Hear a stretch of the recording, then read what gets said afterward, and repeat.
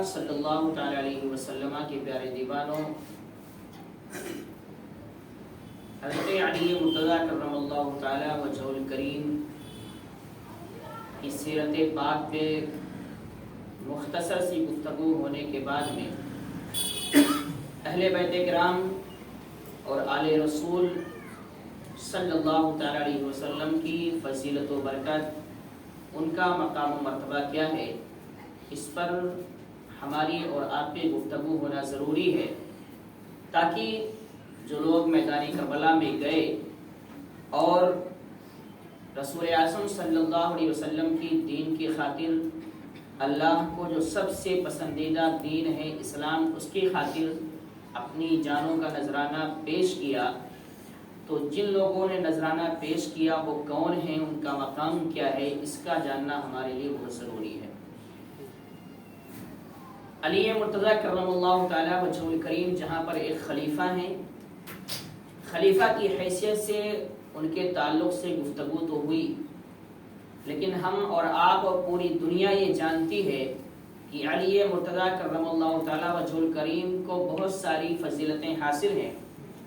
ساری فضیلتیں ایک طرف ہیں، لیکن سب سے بڑی فضیلت جو آپ کو حاصل ہے وہ یہ کہ رسول اعظم صلی اللہ علیہ وسلم نے اپنے اہل بیت میں آپ کو شمار فرمایا ہے۔ اہل بیت کا مطلب گھر والے۔ اب گھر والوں میں بھی آپ کے گھر والے، آپ کے سب سے پہلے اگر دیکھا جائے تو بیوی بچے ہوتے ہیں، لیکن رسول اعظم صلی اللہ علیہ وسلم نے جب اپنے اہل بیت کی بات کی تو اپنے بیویوں کا تذکرہ نہیں کیا، بلکہ کس کا؟ علی مرتضیٰ، فاطمۃ الزہرا، حسنین کریمین کا تذکرہ کیا، اور اپنا تذکرہ یعنی 5 لوگوں کا نام لیا کہ یہ 5 اہل بیت ہیں۔ حالانکہ اس مسئلے میں اختلاف ہے، حدیثیں دونوں کے تعلق سے ہیں۔ کچھ لوگوں نے کہا کہ آپ کی بیویاں ازواج مطہرات بھی آپ کی اہل بیت میں، اور یقیناً یہ عقل کے حساب سے داخل ہیں، لیکن 5 لوگوں کا نام جو رسول اعظم صلی اللہ علیہ وسلم نے لیا، وہاں بتانا مقصد یہ تھا کہ ان کا مقام و مرتبہ سب سے عظیم ہے، سب سے بالا ہے۔ ازواج مطہرات تو ہمارے گھر کی عورتیں ہیں ہی، لیکن یہ 5 ایسے ہیں کہ ان سے بڑھ کر ہمارے خاندان میں کوئی نہیں ہے، یہ بتانا مقصد تھا۔ رسول اعظم صلی اللہ تعالی علیہ وسلم نے اپنی پردہ فرمانے سے پہلے جو وصیت کی تھی صحابہ کرام کو، وصیت یہ تھی کہ میں جا رہا ہوں، لیکن میں 2 چیزیں تمہارے بیچ میں چھوڑ کر جا رہا ہوں، ان دونوں چیزوں کو مضبوطی سے پکڑے رکھو گے تو کبھی گمراہ نہیں ہوگے، اور وہی دونوں چیزیں تمہارے لیے نجات کا ذریعہ بھی بنتی ہوئی نظر آئیں گی۔ صحابہ نے عرض کیا، یا رسول اللہ صلی اللہ علیہ وسلم، وہ 2 چیزیں ہیں کیا؟ آپ کون سی 2 چیزیں چھوڑ کر جا رہے ہیں؟ تو رسول اعظم صلی اللہ علیہ وسلم نے ارشاد فرمایا، پہلی چیز یہ ہے کہ قرآن مقدس ہے، کہ اس قرآن کو تمہیں بالکل مضبوطی سے پکڑ کے رکھنا ہے، اور اسی کے مطابق ہر فیصلہ کرنا ہے، اسی کے مطابق تمہیں اپنی زندگی گزارنا ہے۔ اگر اس کو چھوڑ کر تم اپنی زندگی گزارنا شروع کر دو گے، اس کو چھوڑ کر تم فیصلے لینا شروع کر دو گے، تو پھر سمجھ لینا کہ تم بھٹک رہے ہو، گمراہ ہو رہے ہو، اور جنت کا راستہ تم سے چھوٹتا ہوا جا رہا ہے۔ اور پھر فرمایا کہ دوسری چیز میری اہل بیت ہیں، کہ ان سے تمہیں محبت کرنا ضروری ہے، فرض ہے۔ اگر ان سے محبت نہیں کرو گے اور تھوڑی سی نفرت کرو گے تو میری اہل بیت سے نفرت کرنے والے کا ٹھکانہ سیدھے جہنم ہے۔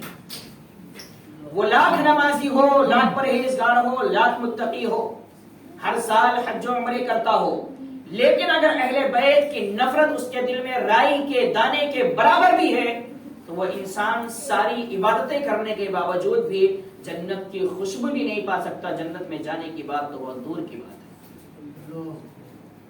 اہل بیت کا مقام رسول اعظم صلی اللہ علیہ وسلم کے نزدیک یہ ہے۔ رسول اعظم صلی اللہ تعالی علیہ وسلم نے ان حضرات کو اپنے پاس بلایا،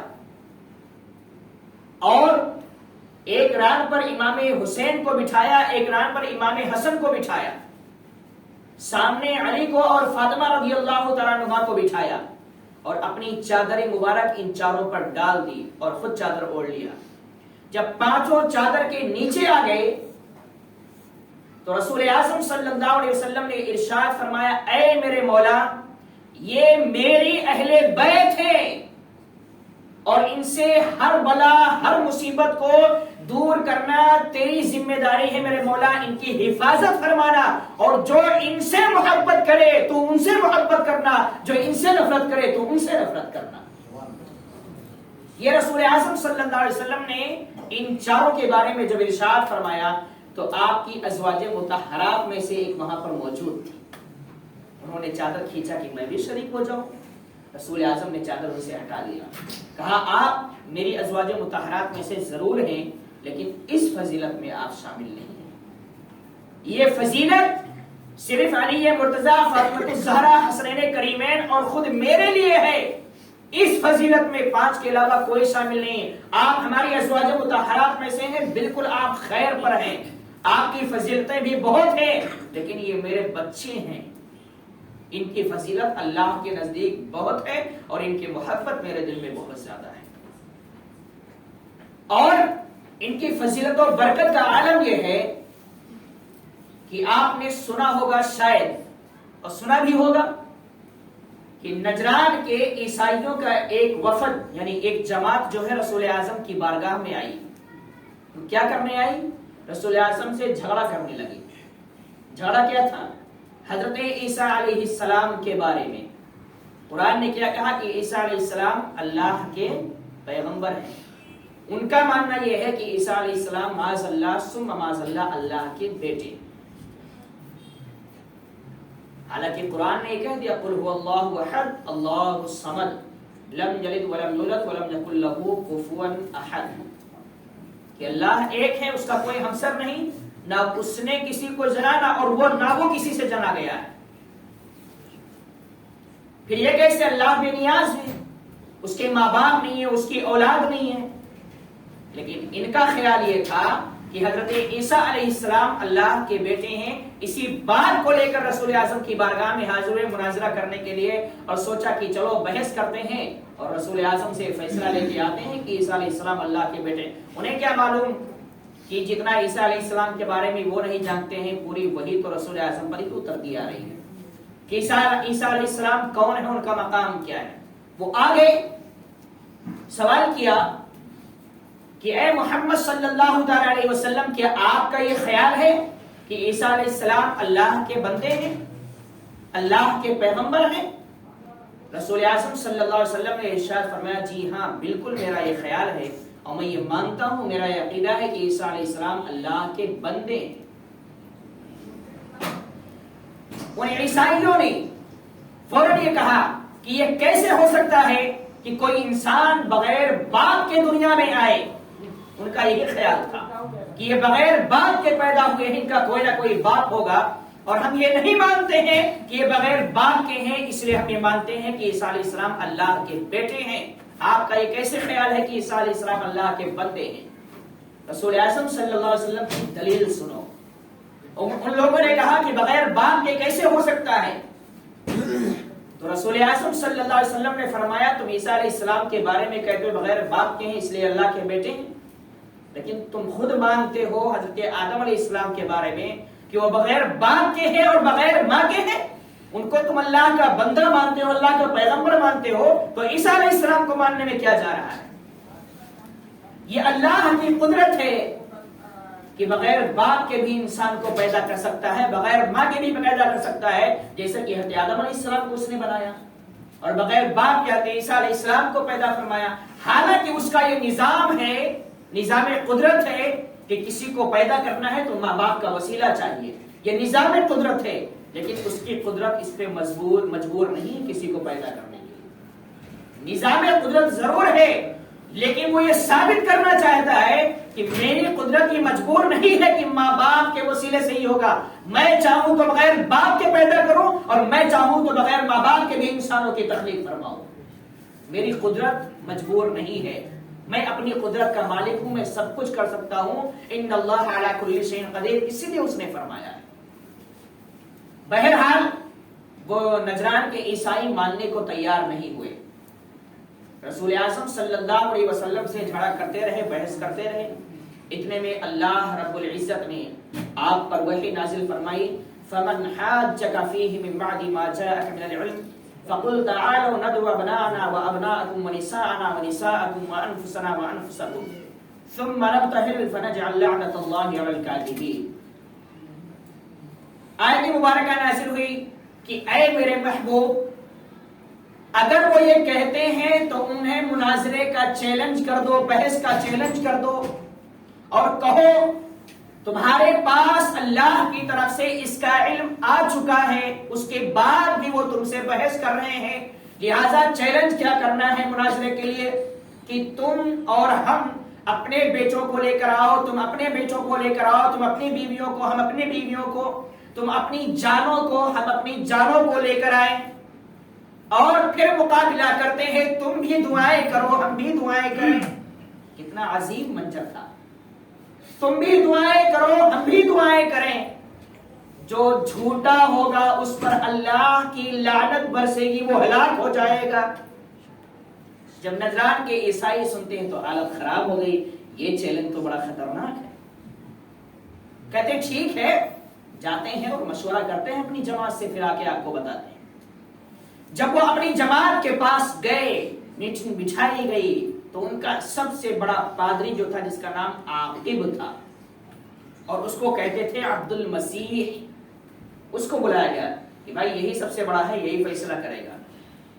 وہ جیسے ہی آیا، لوگوں نے بیان کیا کہ محمد نے ایسا ایسا چیلنج کر دیا ہے. اس نے کہا تمہیں معلوم ہے، تم مانتے بھی ہو کہ وہ اللہ کے نبی ہیں؟ ہاں مانتے ہیں. تم جانتے ہو کہ اللہ کے آخری رسول ہیں؟ ہاں جانتے ہیں. تو تم یہ چیلنج کبھی قبول مت کرنا، ورنہ محمد اگر دعا کر دیں گے تمہارے لیے تو تمہارا خاندان نہیں، روئے زمین سے ہی تمہاری نسل ختم ہو جائے گی. محمد کی دعا کا عالم یہ ہوگا. بہرحال یہ فیصلہ تو ہوگا کہ اب ان سے مناظرہ نہیں کرنا ہے، کیونکہ ان کے اگر ہاتھ اٹھ گئے اور دعا کر دیا تو پھر کوئی طاقت نہیں ہے ہمیں بچانے والی. بہرحال یہ جماعت کے ساتھ میں چلتے ہیں رسول اعظم کی بارگاہ میں. پہنچا وہاں پر رسول اعظم صلی اللہ علیہ وسلم کے گود میں امام حسین ہیں، ایک ہاتھ سے امام حسن کا ہاتھ پکڑے ہوئے ہیں، اور اس کے بعد میں پیچھے علی مرتضی فاطمہ الزہرا کھڑی ہیں. ہوا کیا؟ کہا گیا تھا اپنے بیٹوں کو لے کر آؤ، تو بیٹے کو جگہ پر امام حسن امام حسین کو لے کر آتے ہیں، حالانکہ یہ نواسے ہیں. بیٹے کی بات ہوئی، حسنین کریمین کو لایا، اپنی جانوں کو لے کر آؤ، اپنی بیویوں کو لے کر آؤ، کسی کو نہیں لایا. فاطمہ اور علی کو اٹھا کر لے کر چلے آئے، بیٹی اور داماد کو. قرآن نے کہا ہے اس کا مطلب یہ ہے کہ رسول اعظم صلی اللہ علیہ وسلم امام حسن حسین کو نوازا ہی نہیں بلکہ اپنے بیٹوں سے زیادہ پیار کیا کرتے تھے ان کو، اس لیے آپ نے بیٹوں کی جگہ پر ان کو لے کر آئے. جب بیویوں کی بات ہوئی اور جانوں کی بات ہوئی، جان کو لے کر آؤ، تو پھر کسی اور کو نہیں، اپنی لختے جگر کو اور داماد رسول کو لے کر آتے ہیں اور کھڑے ہیں. اب یہ نجران کے عیسائیوں کی جماعت رسول اعظم کی بارگاہ میں پہنچتی ہے، ساتھ میں وہ پادری بھی ہے جس کو عبد المسیح کہا جاتا تھا. اس نے دیکھا دور سے محمد عربی کھڑے ہیں، گود میں امام حسین ہیں، ہاتھ سے ہاتھ پکڑا ہوا ہے امام حسن کا، پیچھے علی اور فاطمہ ہیں.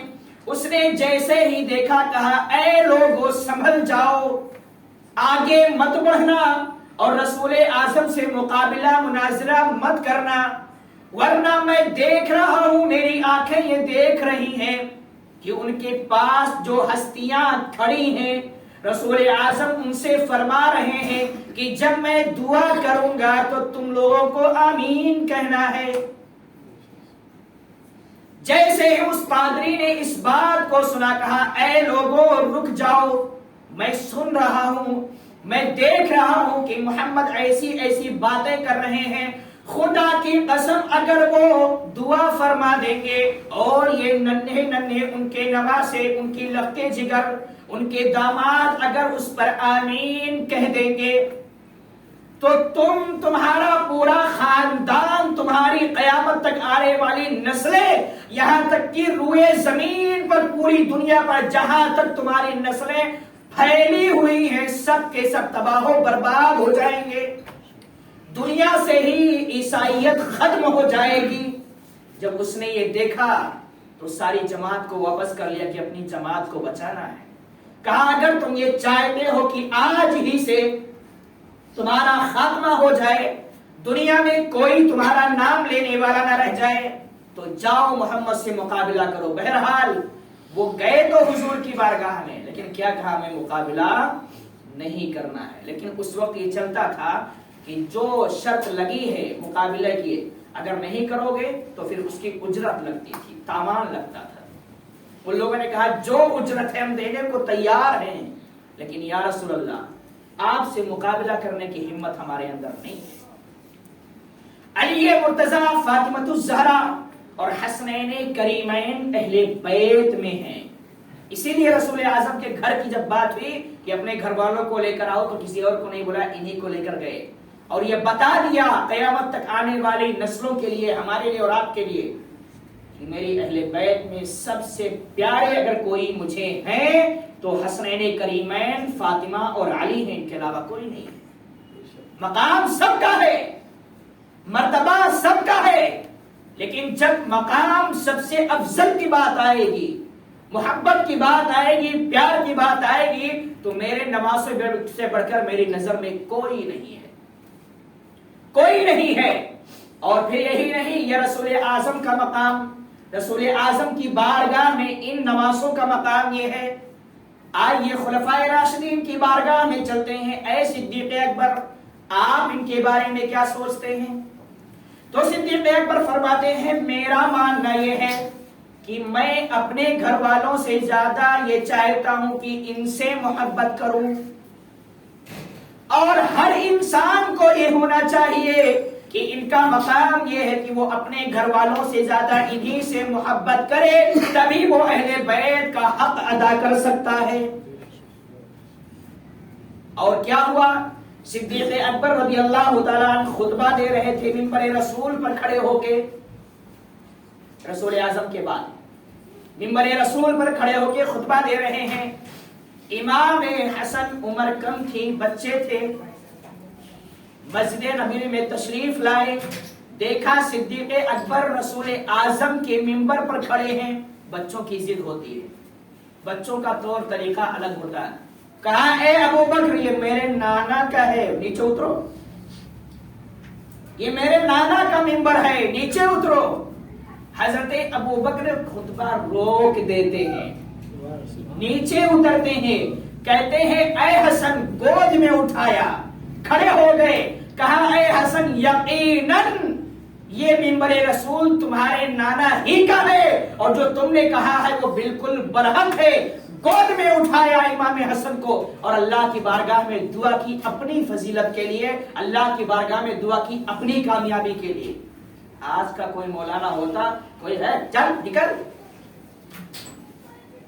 آتا جاتا کچھ بھی نہیں ہے، آیا ہے بات کرنے کے لیے. لیکن وہ خلیفہ رسول ہیں، امیر المؤمنین ہے.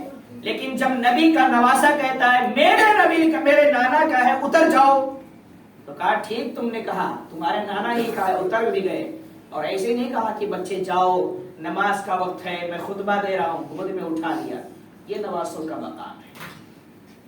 علی مرتضیٰ رضی اللہ تعالی عنہ، اور پھر صدیق اکبر کے بعد آئے یہ چلتے ہیں عمر فاروق اعظم کی بارگاہ میں. اے عمر، آپ کے نزدیک ان نواسوں کا مقام کیا ہے؟ تو عمر فاروق اعظم فرماتے ہیں جب میں خلیفہ بنا، میرے دور میں شہر مدائن فتح ہوا تھا اور مال غنیمت بہت زیادہ آیا. مسجد نبوی میں بیٹھ کر میں تقسیم کر رہا تھا. تقسیم کرتے کرتے امام حسن آ گئے، کہا کہ اے عمر، میرا حصہ جو میرے نانا نے منتخب کیا ہے وہ مجھے دے دو. بالکل انداز وہی تھا بچپنا والا، میرے نانا نے جو ہم لوگ کا حصہ منتخب کیا ہے ہمارا بھی حصہ ہوتا ہے، دے دو. علی عمر فاروق اعظم نے 1000 درہم اٹھایا، امام حسن کو دے دیا. سنیے گا بڑا مزہ آئے گا. اب وہ گئے, امام حسین آ گئے, میرا بھی حصہ دو. 1000 درہم اٹھایا, ان کو بھی دے دیا. ان دونوں کے جانے کے فوراً بعد عمر فاروق اعظم کے بیٹے عبداللہ بن عمر آ گئے. کہتے ہیں ابا جان میرا بھی حق ہے. عمر فاروق اعظم نے 500 درہم اٹھایا دے دیا. امام حسن امام حسین کو 1000 درہم, اپنے سگے بیٹے کو 500 درہم. بیٹا اعتراض کر بیٹھا کہ ابا جان جب یہ بچے تھے تو میں جوان تھا, میں آپ کے ساتھ میدانوں میں جا کے لڑائی کیا کرتا تھا, آپ جانتے ہیں میں بہت پہلے اسلام قبول کر چکا ہوں. پھر بھی یہ ناانصافی کہ وہ بچے تھے, کچھ نہیں کیا, ان کو 1000 اور میں سب کچھ کیا, مجھے 500. عمر فاروق اعظم نے فرمایا اے بیٹے سنو, تمہارا حصہ 500 ہی ہے اور ان کا 1000 اس لیے ہے کہ اگر تمہیں بھی 1000 چاہیے تو پہلے ان کے برابر تو بن کے دکھاؤ. ذرا ان کے خاندان میں جاؤ اور دیکھو ان کا نانا کون ہے. کہا ان کے نانا تو محمد الرسول اللہ ہے. فرمایا تمہارا نانا کون ہے؟ جب ان کے نانا محمد الرسول اللہ ہیں تو پھر ان کا مقام اعلیٰ ہوا, اس لیے 500 آپ کو 1000 ان کو. فرمایا ان کے ابا جان کون ہیں؟ عرض کیا علی ہیں. فرمایا تمہارے ابا جان کون ہیں؟ عمر ہیں. علی کا مقام اعلیٰ ہے رسول اعظم کے نزدیک, اس لیے کہ وہ اہل بیت میں ہیں. میں خلافت کے اعتبار سے دوسرے نمبر پر ہوں, میں پورے مومنین کے اعتبار سے فضیلت میں دوسرے نمبر پر ہوں, لیکن میں اہل بیت تو نہیں ہوں. وہ اہل بیت کے بیٹے ہیں, خود اہل بیت میں سے ہیں. ان کی ماں کون ہے؟ رسول اعظم کی لختی جگر ان کی ماں ہے. ان کی خالہ کون ہے؟ رسول اعظم کی لختی جگر ام کلثوم, رقیہ, زینب, یہ ان کی خالہ ہیں. اے عبداللہ اب بتاؤ تمہارا مقام افضل ہے کہ ان کا مقام افضل ہے؟ انہوں نے کہا ابا جان مقام تو انہی کا اعلیٰ ہے. تو بیٹے جب مقام اعلیٰ ہے تو حصہ بھی ان کا اعلیٰ ہی ہوگا. تمہیں آدھا ملے گا, بھلے سے تم میرے بیٹے ہو, زیادہ انہی کو ملے گا. اب یہ فیصلہ آپ نے فرما دیا. لیکن جب یہ خبر علی مرتضیٰ کو ملی تو علی مرتضیٰ بہت خوش ہوئے کہ عمر نے جو کچھ کیا ہے وہ بالکل صحیح کیا ہے. اور ایک حدیث عمر فاروق اعظم کے بارے میں علی مرتضیٰ حضور اعظم سے سنے ہوئے تھے جو کبھی نہیں بیان کیا تھا. عمر فاروق اعظم کی فضیلت پر ایک حدیث رسول اعظم نے علی سے بیان کیا تھا اور علی نے اسے کبھی نہیں بیان کیا. جب خوش ہوئے اس دن تو بیان کیا. کیا بیان کیا؟ کہ عمر کا مقام یہ ہے کہ میں نے رسول اعظم صلی اللہ علیہ وسلم کو فرماتے سنا ہے کہ عمر جو ہے وہ سارے جنتیوں کے چراغ ہیں, چراغ. ان کا مقام چراغ کی طرح ہے. ہمارے نواسے سردار ہیں, عمر چراغ ہیں, چراغ سے ہی روشنی پیدا ہوتی ہے. جب یہ خبر عمر فاروق اعظم کے پاس پہنچی تو عمر کیا کرتے ہیں, کچھ صحابہ کو لیتے ہیں, چلو علی کے بارگاہ میں پوچھیں کیا یہ صحیح ہے میرے بارے میں. گئے اور علی مرتضیٰ سے کہا کہ آپ نے ایسا ایسا فرمایا ہے, کیا یہ صحیح ہے؟ علی مرتضیٰ نے فرمایا ہاں, میں نے رسول اعظم صلی اللہ علیہ وسلم کو فرماتے ہوئے سنا ہے کہ اے علی سن لو, میرے نواسے جنتیوں کے سردار ضرور ہیں, تم اہل بیت میں سے ضرور ہو, لیکن عمر کا مقام یہ ہے کہ وہ اہل جنت کے چراغ ہیں. عمر فاروق اعظم نے کہا کہ اے علی اگر یہ ایسا ہے تو یہ لکھ دو, مجھے سرٹیفکیٹ چاہیے اس کی, لکھ کر بھی دے دو تاکہ مجھے پتہ تو چلے کہ رسول اعظم نے میرے بارے میں ایسا ارشاد فرمایا ہے. علی مرتضیٰ نے کہا ٹھیک ہے, غلط تھوڑی کہہ رہا ہوں, لاؤ لکھ کر دے دیتا ہوں. لکھا کیا کہ عمر بن خطاب کے بارے میں اللہ رب العزت نے جبریل نے رسول اعظم نے علی مرتضیٰ سے ارشاد فرمایا کہ عمر کا مقام ایسا ہے، عمر اہل جنت کے چراغ ہیں، لکھ کر دے دیا۔ اور عمر بن خطاب نے کیا کیا؟ آپ کا شکریہ ادا کیا اور چلے گئے، اور جب وصال کے وقت سے پہلے کیا وصیت کی اپنے بچے کو، عبداللہ بن عمر کو، کہ جب میری وفات ہو جائے، تجہیز و تکفین کا نمبر آئے تو کفن پہنانے کے بعد میں یہ چٹھی میرے کفن میں رکھ دینا، تاکہ یہ ثبوت مل جائے کہ علی کی زبان سے عمر کے بارے میں رسول اعظم کا یہ فرمان سنا گیا ہے کہ عمر اہل جنت کے چراغ ہیں۔ یہ مقام ہو جائے، یہ سرٹیفکیٹ ہو جائے، اور کفن کے ساتھ میرے ساتھ یہ چٹھی جانی چاہیے، یہ تحریر جانی چاہیے، ثبوت کے طور پر ہو جائے۔ تو یہ مقام ہے عمر فاروق اعظم کی بارگاہ میں حسنین کریمین کا، کہ اپنے سگے بیٹے کو آدھا، ان کو ڈبل۔ آج کا باپ ہوتا تو کیا کرتا؟ پڑوسی کا بھی مار لیتا، پورے محلے کا مار لیتا، پہلے اپنا گھر بھرتا، اپنے بیٹے کا اکاؤنٹ، بہو کا اکاؤنٹ، اپنا اکاؤنٹ، بڑھیا کا اکاؤنٹ، جتنے خاندان میں سب کا اکاؤنٹ بھرتا، پھر بچتا تو کہتا لاؤ رشتہ داروں میں بانٹو، محلے والے مرے چاہے جو ہوگا دیکھا جائے۔ یہ ہوتا۔ آج کے لوگ جو احسان فراموش ہیں، یہ خلفائے راشدین احسان فراموش نہیں تھے۔ رسول اعظم پردہ فرما گئے، لیکن رسول اعظم کے نواسوں کے ساتھ کوئی ناانصافی نہیں ہوئی۔ ناانصافی ہوتی ہے تو ایک ظالم کے دور میں ہوتی ہے۔ جب تک یہ اللہ والے تھے، یہ کرسی پر فائز تھے، منصب پر فائز تھے، ہر کوئی انصاف کرتا رہا ان کے ساتھ۔ یہ رسول اعظم صلی اللہ علیہ وسلم کے خاندان والوں کا مقام ہے۔ میرے عزیز دوست